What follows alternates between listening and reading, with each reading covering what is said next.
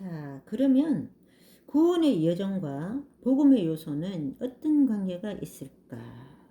우리가 구원을 받기 위해서 처음에 믿음이 필요하죠.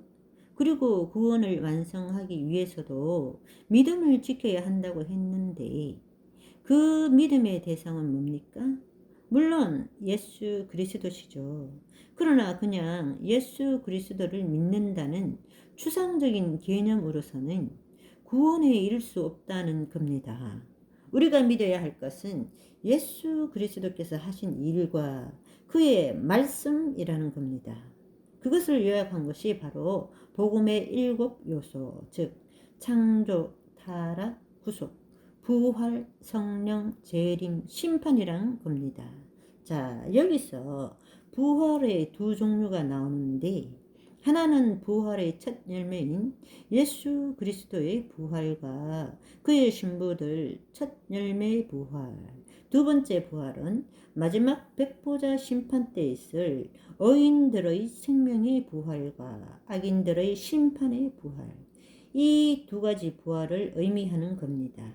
그러니까 예수 그리스도를 믿는다는 것은 그분이 창조주시고 그분이 우리를 죄에서 구속하신 하나님이시고 그분의 영인 성령님을 우리에게 보내사 죄를 이기게 하시고 마지막 때 반드시 다시 오셔서 우리에게 생명의 부활을 주시고 마침내 이 세상의 신 사탄을 끝내실 심판주이신 하나님이시다라는 이 복음의 진리를 믿는다는 것이죠. 그러니 우리가 구원을 완성하기 위해서 끝까지 지켜야 할 예수 그리스도에 대한 믿음의 내용이 복음이라면 그 복음의 본질을 정확히 알고 가르치는 일은 그 무엇과도 비교할 수 없을 만큼 중요하고 소중한 가치가 있는 일이 될 텐데요. 자, 그러면 이 복음을 예수 그리스도의 십자가 구속까지만 가르치는 것과 복음을 성령, 재림, 부활, 심판까지 다 가르치는 것은 어떤 차이가 있을까요?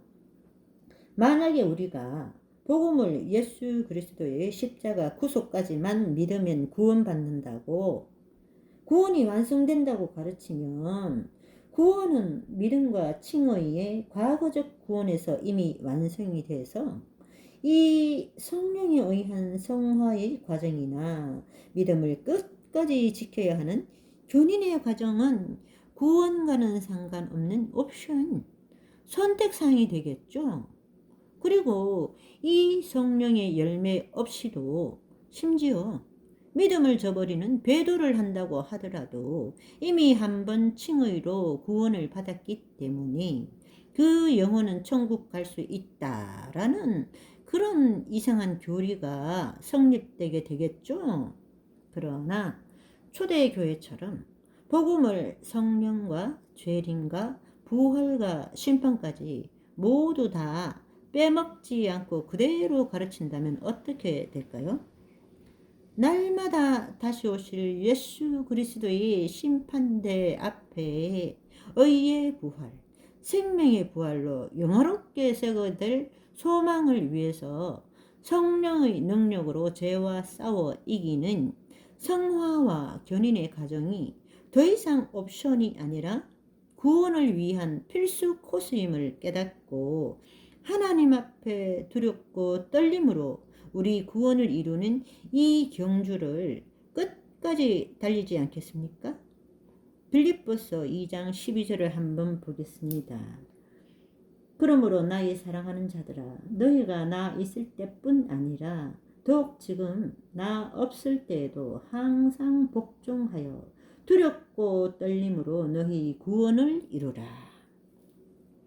왜 초대교회 때 데살로니가 교회는 단 3주만 복음을 듣고도 믿음을 지키기 위해서 생명조차 아끼지 않고 싸웠는데 현대교회는 3년은커녕 30년을 교회 다니고 수천 번을 복음을 들어도 믿음을 지키기 위해서 생명은 고사하고 돈과 시간을 내는 것조차 아까워하는 이런 이상한 비정상적인 그리스도인들을 양성하게 된 걸까요?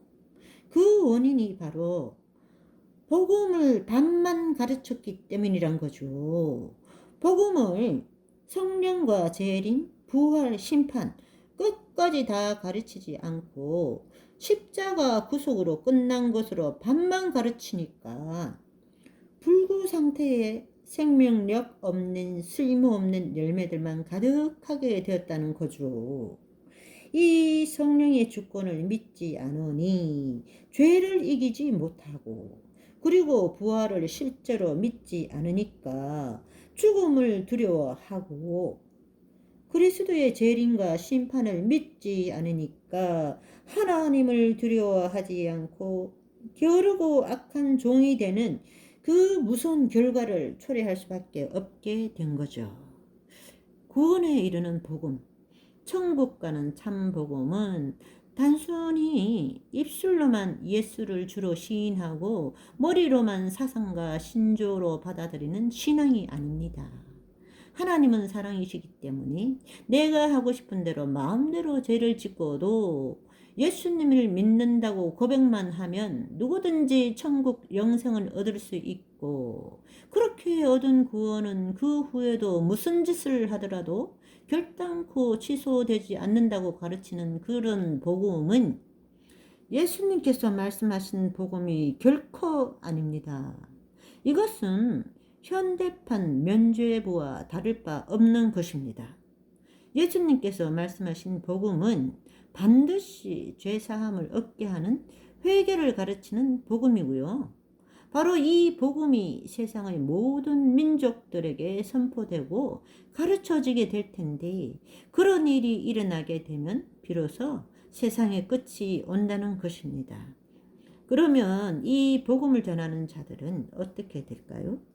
이 복음은 빛과 같아서 가는 곳마다 어둠을 밝히고 죄를 드러나게 해서 반드시 빛을 거부하는 세상과는 충돌을 합니다.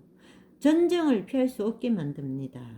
진리의 복음을 전하는 길은 제자들이 모든 것을 다 바쳐 싸워야 하는 좁고 험난한 여정인 것입니다. 마치 예수님의 초림길을 회개의 침례로 준비했던 침례 요한이 핍박 속에 순교한 것처럼 재림의 길을 준비하며 성도들을 회개시키고 예수님의 이름으로 죄사함을 얻게 하고 성령을 받게 했던 그의 제자들은 세상이 끝날까지 온 세상과 거짓 선지자들의 미움을 받고 결국은 핍박과 순교의 길을 걷게 된다는 것이 바로 복음의 핵심이라는 것입니다.